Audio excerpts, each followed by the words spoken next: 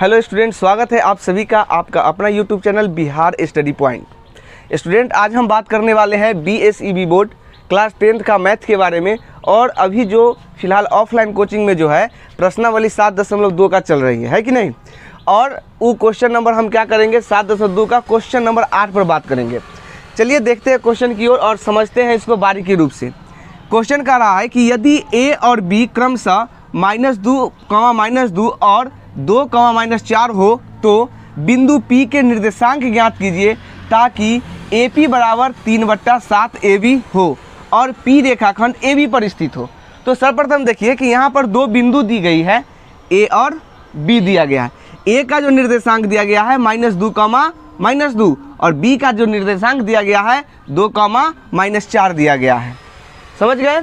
अब देखिए, अब इससे हम क्या करेंगे, पहले पिक्चर ड्रॉ करेंगे। मान लीजिए कि यहाँ पर एक रेखा है, ठीक है, जो एक बिंदु A है और दूसरा क्या है B है। A का निर्देशांक -2, और B का निर्देशांक 2, -4 दिया गया है।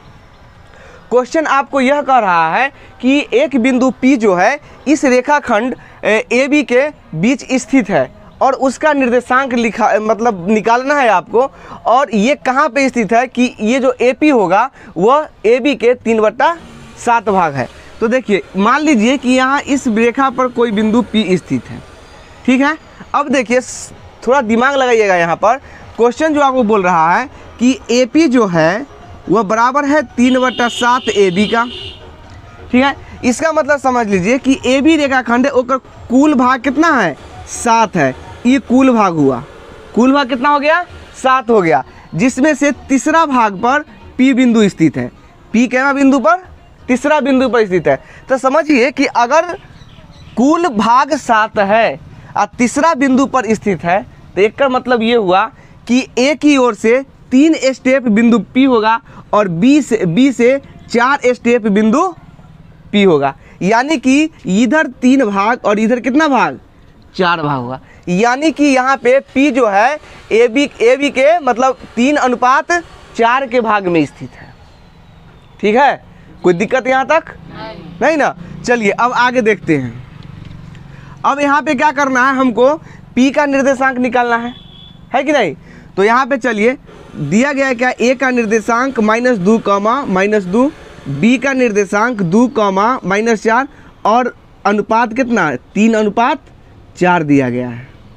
अब यहाँ पे देखिए, पहला बिंदु है ना, पहला बिंदु है तो इसके लिए देखिए पहले x का वैल्यू होता है, उसके बाद क्या होता है y का। निर्देशांक में पहले x अक्ष का वैल्यू होता है और बाद में क्या होता है y अक्ष का वैल्यू होता है, ठीक है। तो यहाँ पहले x होगा, फिर क्या होगा y होगा। अब देखिए पहला बिंदु है तो ये हो जाएगा x1 होगा ना, तो -2, और ये हो गया क्या आपका y1 -2। अब यहाँ पर देख लीजिए, ये दूसरा बिंदु है ना, तो यहाँ पर देख लीजिए ये x1 बराबर 2 हो जाएगा और x2 बराबर -4 हो जाएगा। ये अनुपात है ना, तो ये पहला वाला M1 हो जाएगा और दूसरा वाला क्या हो जाएगा M2 हो जाएगा। ठीक है, समझ में आ गया, कोई दिक्कत इसमें। ये y2 हो जाएगा, ठीक है, समझ में आ गया ना। अब देखिए यहाँ पे आपको क्या है कि अब यहाँ पे विभाजन सूत्र का यूज करें। कौन सा सूत्र, विभाजन सूत्र का यूज करेंगे, ठीक है।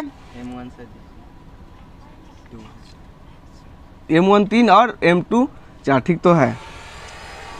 इसीलिए विभाजन सूत्र द्वारा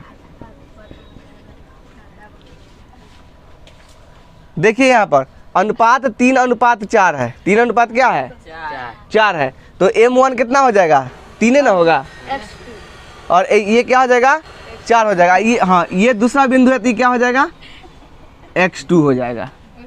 ठीक है, हंसिए नहीं। देखिए यहाँ पे दिखाई दे रहा है ना। हाँ, चलिए तो ये मान सब हमने रख दिया, ठीक है। अब विभाजन सूत्र का यूज करेंगे और सॉल्यूशन करेंगे। तो यहाँ विभाजन सूत्र होता है x, y बराबर M1 x2 plus M2 x1 बटे M1 plus M2, M1 y2 plus M2 y1 बटे m1 प्लस m2। ठीक है, अब यहाँ पर क्या करेंगे, ये जो भी मान है उस मान को यहाँ पे पुट करेंगे। देखिए m1 का वैल्यू कितना है 3, x2 का वैल्यू कितना है 2, प्लस m2 का वैल्यू क्या है 4 अगुने m1 के x1 के -2 बटे m1 के 3 और m2 के 4, कॉमा m1 का 3 हो गया गुने y2 का वैल्यू क्या है -4 प्लस m2 के वैल्यू 4 है और y1 के क्या है -2 बटे 3 जोड़ 4। यहाँ तक कोई दिक्कत नहीं ना। अब देखिए यहाँ पर क्या हो जाएगा, 3 दून इसको गुना करो, 3 दूना 6 प्लस माइनस माइनस 4 दूना 8 अब बटे 4 और 3 कितना हो जाएगा 7 हो जाएगा। ठीक है, comma plus minus minus 4 3 12 plus minus minus 4 दूनी 8 अब बटे 4 और 3 7।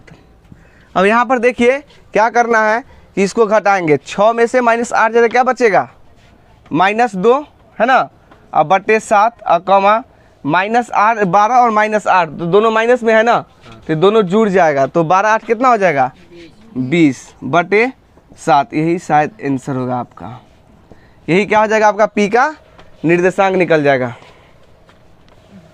देखिए यही आपका इस क्वेश्चन का क्या है सॉल्यूशन है, तो इसको अच्छी तरह देखिए समझिए और बनाने की कोशिश कीजिए।